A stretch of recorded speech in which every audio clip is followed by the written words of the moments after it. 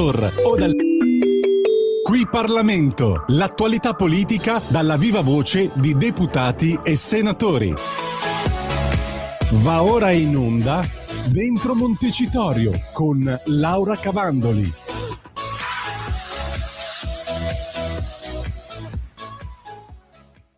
Buongiorno, a voi la linea. Buongiorno cara Natalia, ben trovata, ma io passo subito la linea alla padrona di casa, la nostra Laura Cavandoli. Ben trovata Laura. Ma buongiorno Antonino, buongiorno a tutti gli ascoltatori.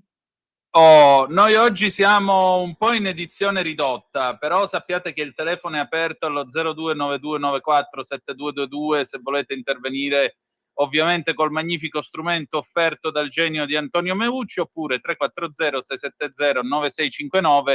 Potete mandare i vostri WhatsApp sin da adesso e sarete ovviamente benvenuti. Allora, cara Laura, intanto io ho piacere di ritrovarti in questa quinta puntata di Dentro Montecitorio.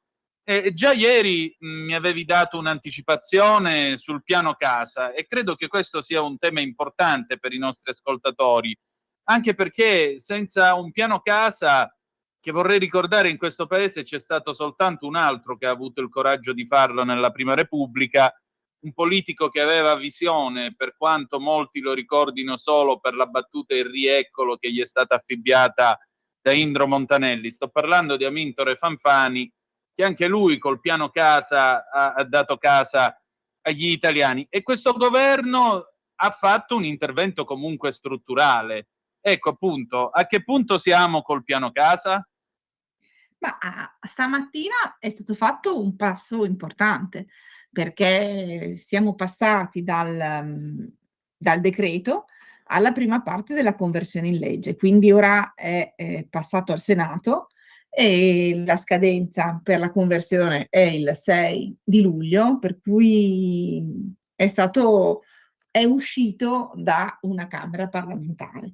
Per noi è intervenuta la relatrice, la brava Elisa Montemagni, per la discussione di voto finale, e ha spiegato perché è così importante il piano casa dal punto di vista sociale, e l'ho detto molto bene, perché ci sono categorie non solo che non possono accedere a una casa popolare, ma ci sono categorie che non possono accedere nemmeno a una casa a un prezzo, diciamo, del libero mercato. E quindi ci sono queste fasce grigie che insieme a tante altre categorie di persone che per qualunque motivo, e penso a chi lavora fuori, diciamo, chi lavora fuori dal suo paese d'origine, gli studenti universitari, le forze dell'ordine, chi lavora nella sanità, gli insegnanti, insomma, tutta una serie di categorie che non riescono a permettersi spesso addirittura 2 case di famiglia, perché se uno si trasferisce per lavoro deve comunque lasciare la famiglia, che non può ricongiungersi, o perché ha anch'essa un problema, insomma, il coniuge o la consorte, un lavoro in un'altra città, o perché ha figli, insomma. Per cui effettivamente ci sono categorie che restano fuori addirittura dai requisiti di una casa popolare, oltre che dai requisiti economici, anche dai requisiti proprio della residenza. E quindi noi abbiamo cercato di indirizzare tutte le richieste che ci sono state proposte proprio per andare incontro a queste persone, anche perché un po' l'abbiamo anticipato ieri durante un collegamento, è che abbiamo, e parliamo solo di edilizia residenziale pubblica, un patrimonio che, come tu dicevi, insomma, sì, è stato originato con una grande intuizione, però ormai è risalente, perché la ricostruzione post-bellica nelle grandi città, quelle che hanno poi, diciamo, subito una grande industrializzazione, che quindi ha richiamato nella sede urbana molte persone che dovevano quindi di trovare una sistemazione, e parliamo degli anni 50, anni 70. Ahimè, il tempo passa per tutti e anche per gli immobili. Quindi il nostro patrimonio ERP è assolutamente un patrimonio molto vetusto e a volte inutilizzabile, per cui si parla quindi di oltre 60.000 alloggi inutilizzabili, perché vanno in qualche modo messi in una manutenzione a volte importante, ma a volte relativamente, insomma, meno. E poi, ed è una cosa che grido vendetta, sono i 23.000 alloggi ERP occupati abusivamente. Anche questi sono da vuotare, e su questo sappiamo bene quanto il decreto sicurezza 1 e 2 hanno dato una mano, e poi vanno rimessi sul mercato. Si parla, per cui siamo sui 85.000 alloggi, solo gli ERP. A questi si devono aggiungere quelli dell'edilizia sociale, che sono circa più o meno 60.000, 50-60.000, quindi capite bene quanti sono questi immobili. E quindi l'intuizione del ministro Salvini è stata quella: diamo in 10 anni 100.000 case, rimettiamo sul mercato, rimontiamo in realtà a disposizione il mercato, quindi dell'edilizia popolare, dell'edilizia sociale. Quindi mettiamo a disposizione di chi ne ha bisogno una casa che è popolare. In questo modo è stata fatta anche una cosa importantissima, perché pare evidente, nonostante le critiche dell'opposizione, che si prevede una rigenerazione, perché gli immobili vetusti che sono stati costruiti negli anni 50, negli anni 70, certo fanno parte ormai, specie nelle grandi città, non proprio del centro storico, ma quella cintura adiacente proprio al centro storico, che determina quindi una situazione di degrado, oltre che diciamo di bruttura. E quindi chiaramente in questo modo si va anche a rigenerare le città, specialmente quelle medio-grandi, dove questa cintura, insomma, porta veramente anche una situazione di degrado dal punto di vista visivo. Quindi un'intuizione bellissima, un'intuizione costosa, che il ministro Salvini ha costruito con incontri, con tavoli, con associazioni, con costruttori, ma anche, diciamolo, con 2 o 3 anni di legge bilancio, quindi facendo accantonare quelle che sono le somme necessarie, che alla fine si arriva a 4,8 miliardi di euro, quindi una cifra veramente importante, e però è una cifra che serve.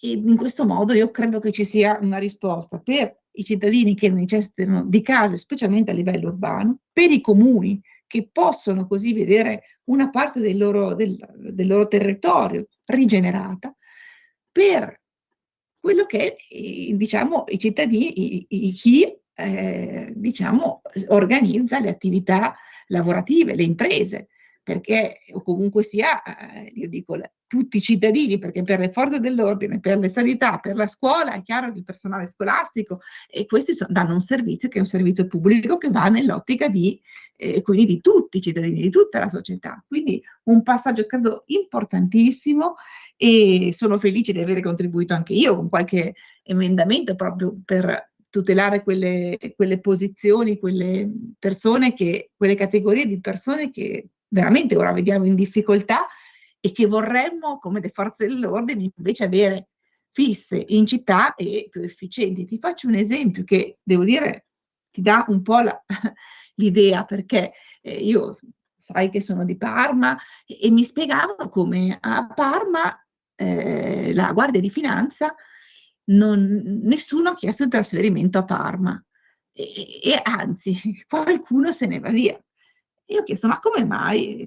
Perché comunque, insomma, e uno dei motivi è proprio questo: non c'è la possibilità di portare la famiglia, di trovare un'abitazione, perché comunque è una città universitaria, una città che fortunatamente regge dal punto di vista dell'occupazione, e questo è sicuramente un messaggio importante, una provincia molto attiva nell'ambito dell'agricoltura e della produzione alimentare, oltre che della meccanica collegata all'agricoltura e all'alimentare. E quindi fortunatamente è un bel problema, ma è un problema, perché vuol dire che se le forze dell'ordine non vengono, non possono avere la possibilità di stare a Parma, di insediarsi a Parma, perché chiaramente l'idea è quella, perché un ragazzo che inizia il suo percorso nelle forze dell'ordine deve fare esperienza, ma deve anche magari trovare quella che è la sua sistemazione, la sua città ideale, ecco. E questo è un problema per quello. Per cui, proprio per queste categorie, il piano casa dà delle risposte. E credo che sia stata veramente una grande intuizione. E devo dirlo, la sinistra tutte le opposizioni hanno votato contro. Quindi a questo punto noi dobbiamo pensare che la sinistra non voglia rigenerare le città, a loro vanno bene, perché hanno votato contro anche tutti i decreti sicurezza, no? Vanno bene le occupazioni abusive, non vogliono altri immobili che possano rispondere a quelle che sono le richieste dei cittadini, e evidentemente la sinistra della ZDL, no? E delle case a Capalbio, mi sembra che anche questa volta abbia dato sfoggio del proprio DNA. Noi invece cerchiamo, come sempre, di stare con gli italiani, di stare con chi lavora legalmente, di stare con chi lavora per il paese, per la nostra Italia, come chi appunto svolge servizi importanti come la sanità, appunto, la sicurezza, gli uffici scolastici. Insomma, devo dire che è stato fatto qualcosa di molto valido. C'è poi tutta una procedura accelerata con una serie di finanziamenti, una serie insomma di possibilità di avere chiaramente questi fondi da parte diciamo dell'Invi di Invitalia, che farà delle convenzioni con i comuni, e poi c'è il commissario per il piano casa, una struttura commissariale anche qua con poteri molto più leggeri, e che ovviamente hanno come obbligo in realtà la struttura commissariale presieduta da l'architetto Felice Squitieri, che è stato nominato proprio ieri. Avranno quindi la possibilità, anzi dovranno prima di tutto fare quella che è la ricognizione di tutti gli immobili abitativi pubblici, quindi verranno suddivisi ovviamente fra i vari enti locali, quindi regione, province, comuni, ma anche quelli demaniali che potranno essere poi utilizzati, magari che adesso non sono utilizzati, non sono adibiti a immobili abitativi, ma che eventualmente potranno far parte di questa offerta, quindi di immobili abitativi come edilizia residenziale e sociale. L'idea è quella di dare risposte al più presto, e quindi si andrà proprio in questa ricognizione non solo a fare un elenco numerico, ma anche a vedere lo stato in cui sono e quelle che sono le attività che sono necessarie per renderli utilizzabili. E in questo modo si faranno le varie valutazioni, che saranno quelle proprio di dare risposte nei centri, negli agglomerati urbani in cui c'è più richiesta, ovviamente partendo dagli immobili che possono essere più rapidamente rimessi in condizione di essere utilizzati. Molto bene. Senti, alle 14:23 minuti e 44 mi hai perso, possibile? Io ci sono e ti sento invece perfettamente. Voi mi sentite, Natalia? Sì, vi sento ad entrambi. Natalia? Perfetto, perfetto. Allora, le 14:23 minuti, anzi 24 minuti, e parliamo un po' anche di decreto rimpatri, perché naturalmente il governo non sta con le mani in mano. Io ti devo chiedere scusa, Antonino, perché avevo escluso l'audio, quindi credo di aver fatto un bel Non pasticcio. ti preoccupare. È il bello della diretta, dai, lo possiamo dire. Certo, ma questo è il bello di questa trasmissione, perché è così dal vivo, e la radio è bella quando è bella dal vivo, anche con queste cose, per cui va benissimo. Scusate a tutti gli ascoltatori. Decreto rimpatri, quello approvato la settimana scorsa, e insomma devo dire che è importante anche perché deve essere collegato anche al regolamento rimpatri, che sempre la settimana scorsa è stato approvato dal Parlamento europeo. Il decreto rimpatri è una costola dell'ultimo decreto sicurezza, in cui erano previsti una serie di aiuti e incentivi, oltre che una tempistica più leggera per appunto assicurare i rimpatri. Intanto come numeri possiamo dire che i rimpatri sono stati 22.000 nello scorso anno, quindi effettivamente si va nell'ottica di avere degli aumenti dei rimpatri esponenziali rispetto agli anni precedenti.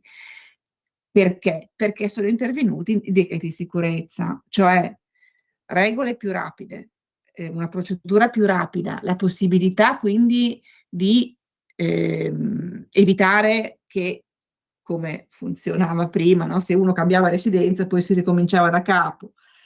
ma soprattutto siamo passati col decreto rimpatri anche permettere un incentivo economico agli stranieri che volessero tornare nel loro paese. Questo è un passaggio importantissimo, perché si permette a chi è venuto in Italia e non ha trovato quello che pensava, non ha comunque trovato la sua strada, di tornare nel proprio paese e nel rimettersi quindi a disposizione di quello che era la sua nazione di origine.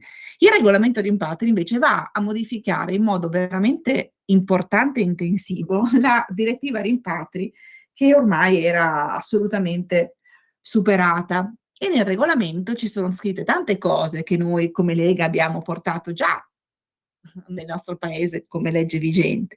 Appunto il fatto che quando hai un ordine di rimpatrio, se tu non ti puoi trasferire in un altro paese dell'Unione Europea e quindi sfuggi all'obbligo, perché quello ordine di rimpatrio è valido in tutta Europa. Oppure il fatto che la cosiddetta detenzione prima del rimpatrio, il termine era, mi pare, prima di 12, poi di 18 mesi, noi in Italia siamo arrivati a 24 mesi e ora con il regolamento si arriva a 30 mesi.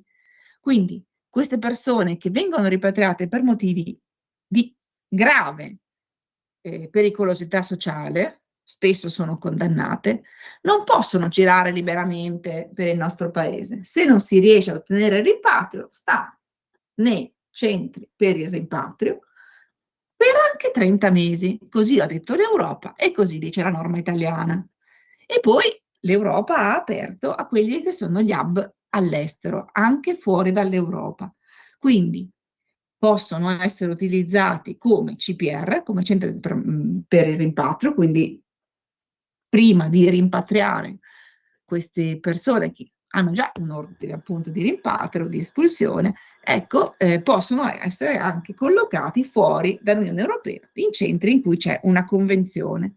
Questo credo che sia quindi un grande passo in avanti dell'Europa, lo diciamo apertamente, e soprattutto però un riconoscimento di stima e di capacità a quello che il governo italiano sta facendo da, da qualche tempo, nel senso che già il ministro Salvini si era impegnato quando era ministro dell'Interno, quindi col governo giallo-verde, in questa direzione per migliorare gli rimpatri.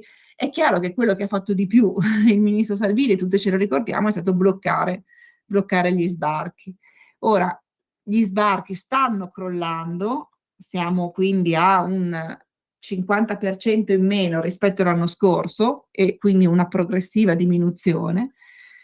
In quest'ottica però continueremo a chiedere di bloccare gli sbarchi, perché vediamo chiaramente, purtroppo le cronache ormai quotidiane ci mostrano come c'è un tasso di criminalità allucinante da parte degli stranieri, regolari o irregolari, e questo credo che sia veramente preoccupante. Come è preoccupante il distacco e diciamo l'odio che le seconde generazioni hanno nei confronti del nostro paese. Quindi credo che si debba fare una riflessione ancora più forte che va in questa direzione, che quindi anche l'Europa però ha sposato, proprio per permettere a chi non vuole stare nel nostro paese di tornare nel suo paese e di non stare qua a portarci la violenza e le problematiche che purtroppo tutti i giorni vediamo.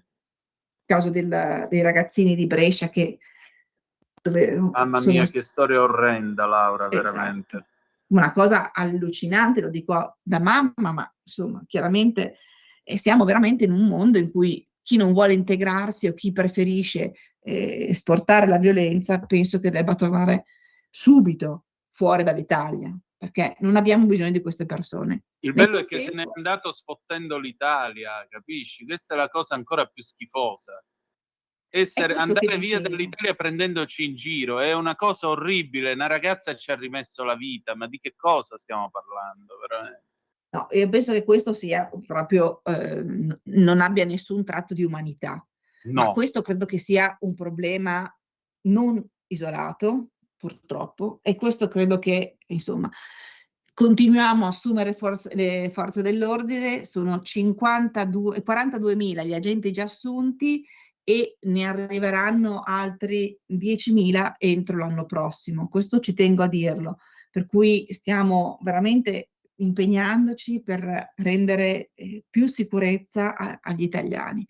Ma su certe persone, anche se non compiono reati, veramente stiamo ragionando di togliere la cittadinanza italiana per indegnità, perché credo che sia gravissimo nei confronti Sì. del nostro paese, oltre che quelli della famiglia di questa povera ragazza giovanissima, perché insomma sono eventi di una drammaticità che non possono permettere assolutamente degli sgarri, ecco. Quindi qui quello che purtroppo poi va di mezzo è proprio l'immagine del nostro paese, e queste persone credo che non stiano qua per migliorare la nostra immagine o per migliorare quello che è la nostra società. Non dico dal punto di vista del PIL, ma proprio dal punto di vista umano, che insomma mi pare ancora più grave, però ci stiamo mettendo tutto, insomma l'impegno c'è e come vedi ci si muove in questa direzione.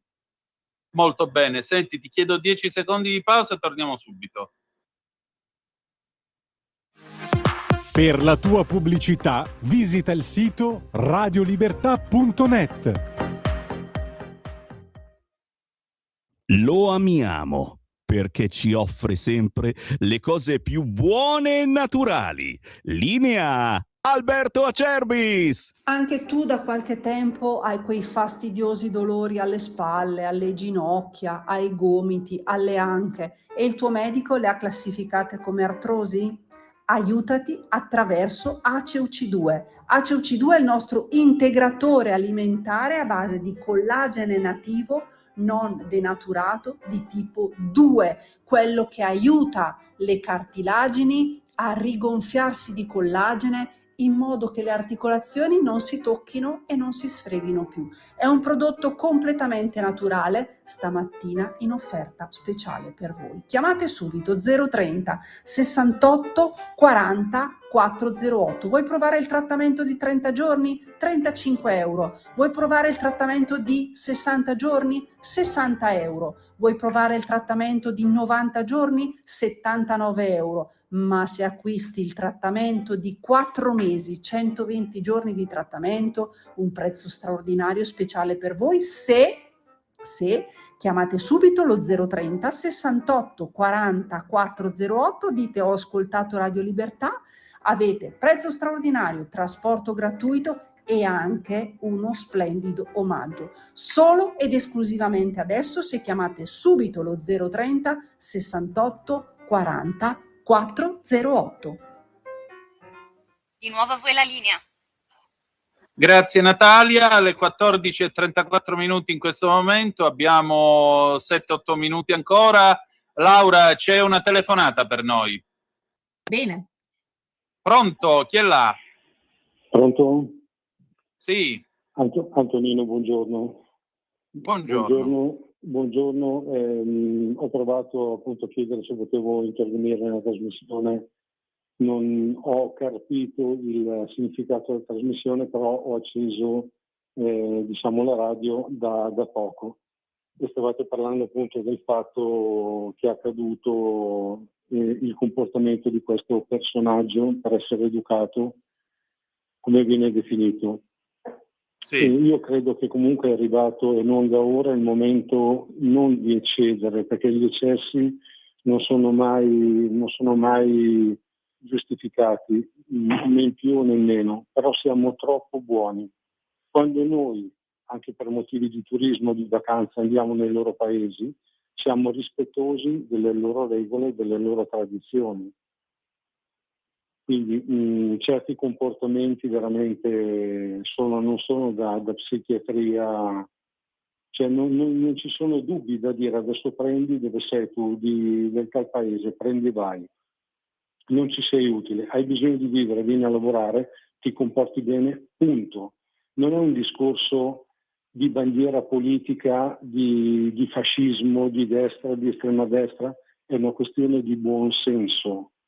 che col tempo sta mancando. E non mi dilungo. Colgo l'occasione di salutare la signora Lisetta, anche se non ci conosciamo di persona, ma sono quelle persone che frequentemente io stimo e che amano la radio. Marco di Mantova e Fabrizio di Sabbia Chiese, anche se non li conosco, però ecco, sono quelle persone che si sentono. Comunque siamo troppo buoni e è ora di finirla. Grazie per lo spazio che mi avete dedicato. Prego, carissimo. Laura. Giusto, grazie che ha dato assolutamente una lettura di assoluto buonsenso, ma condivisibile credo da tutti, perché questo ragazzino che se n'è andato dall'Italia dicendo che non poteva più, era fallito il piano di fare la bella vita. Quindi io mi auguro che questo ragazzo in Italia non torni mai più, perché è una persona sicuramente sgradita. E purtroppo credo che sia mancato quella integrazione, non è educazione.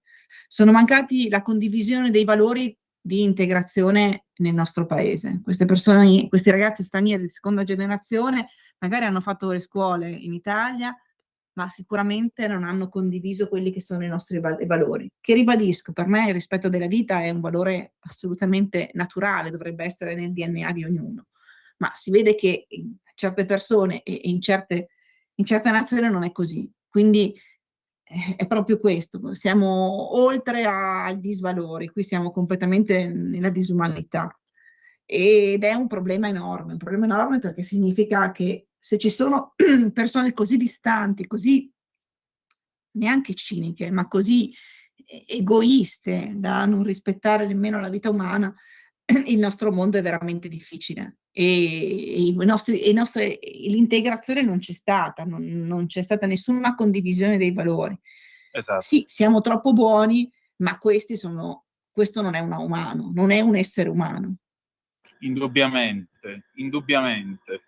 Laura, noi ci avviamo alla conclusione, abbiamo ancora 4 minuti con il decreto Coltiva Italia, perché ricordiamo che tu sei capogruppo nella Commissione Agricoltura presso la Camera dei Deputati. Ecco, com'è andata col Coltiva Italia?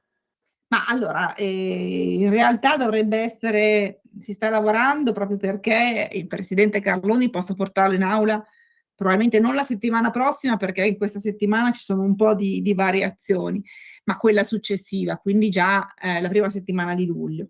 In questo modo si vuole dare risposte a tante parti dell'agricoltura.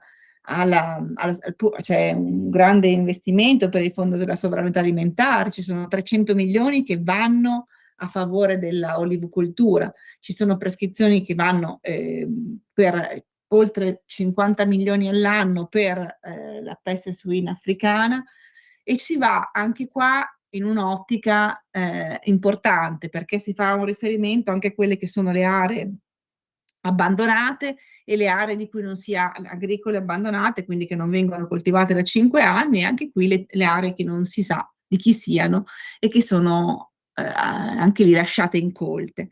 Quindi anche in questo caso si prevede un censimento di queste aree proprio perché si possano essere riutilizzate con incentivi cioè verranno offerte a giovani e a imprenditrici agricole donne. Così come c'è un fondo appunto che va ad aiutare quelli che sono gli investimenti in agricoltura dei giovani e delle donne in agricoltura, quindi si sta facendo in modo proprio di rendere l'agricoltura un lavoro per giovani, detta così suona un po' come spot, però credo che è un disegno di legge Coltiva Italia, fra l'altro collegato alla manovra di bilancio per il 2025, quindi è un po' risalente, per cui adesso c'è questa grossa velocizzazione proprio perché evitiamo che ci prendano i soldi con la prossima legge bilancio, te la dico come funziona.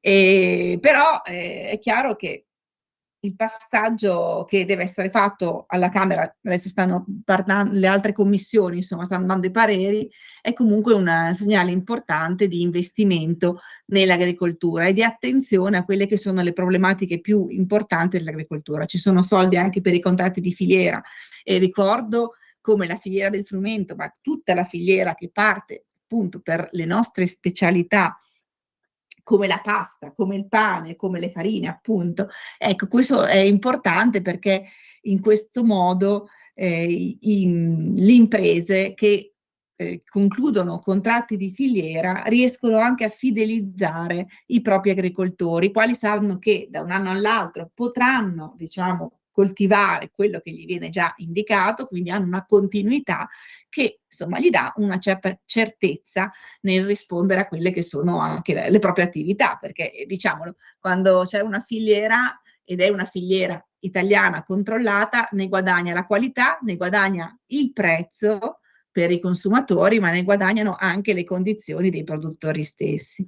Quindi è chiaro, facciamo tanti passi in avanti e quindi ora la sfida è quella di riuscire a portare in aula i primi di luglio, perché prima della pausa estiva, quindi passeremo al buon Giorgio Vergesio la palla al Senato, di modo che così diventi legge e possa entrare in vigore quest'anno, perché altrimenti a settembre, poi vi spiego una cosa un po' tecnica, insomma si inizia con la parte della sessione di bilancio, si inizia più o meno i primi di ottobre, e quindi tutte le coperture economiche, gli soldi investiti, qui c'è 1 miliardo, vanno poi a essere utilizzati o devono essere riposizionati in relazione, quindi correlatamente alla legge bilancio.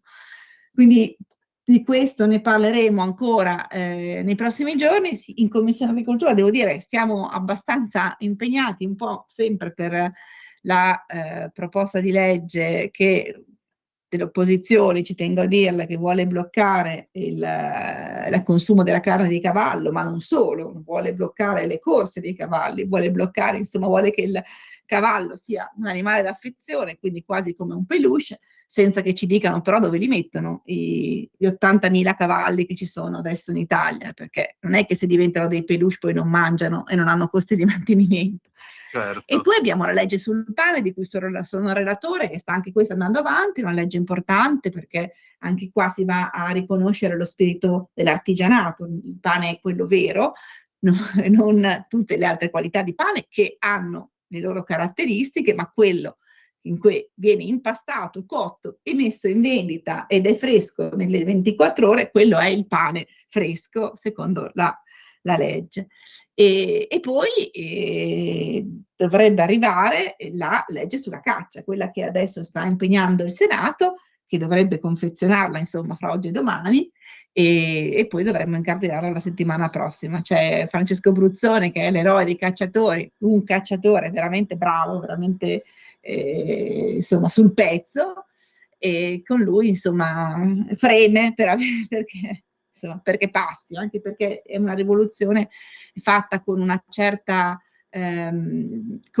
calibrata, aggiornata, che non prevede che se uno va, come dicevano le opposizioni in aula al Senato, no, vado in giro per la campagna, mi sparano addosso, perché no, non è così, anzi, prevede veramente un percorso, chiamiamolo formativo, per i cacciatori molto importante, per cui è evidente che ci sono regole che non possono essere ignorate dai cacciatori, e sono, devo dire, i primi ad avere grande rispetto della fauna, grande rispetto ovviamente delle nostre foreste, del nostro territorio, ma soprattutto insomma non sono persone che sparano a caso, ecco, come quello che si vuole far pensare. Ma la sinistra continua a vivere nel suo mondo. Noi direi che andiamo avanti con buon senso e con un'attività di governo che cerca con grandi difficoltà però di aggiornare normative che non hanno ragione d'essere e che sono alla fine forse anche troppo permissive rispetto a quella che è la realtà attuale. Quindi chi si oppone alla caccia dovrebbe essere favorevole a questa normativa, perché quella precedente è ancora più permissiva. Quindi veramente abbiamo questi controsensi delle opposizioni che, non so, sono chiaramente un po' più ideologici, o che dobbiamo capirle queste cose. Come oggi ti dico sul piano casa, votare contro il piano casa significa non dare risposte agli italiani che vogliono una casa, significa dormite sotto i ponti, significa dire arrangiatevi, girarsi dall'altra parte. Questo la Lega non lo fa. Meglio non si poteva dire. Laura, allora, grazie e al piacere di ritrovarci il 30 giugno prossimo.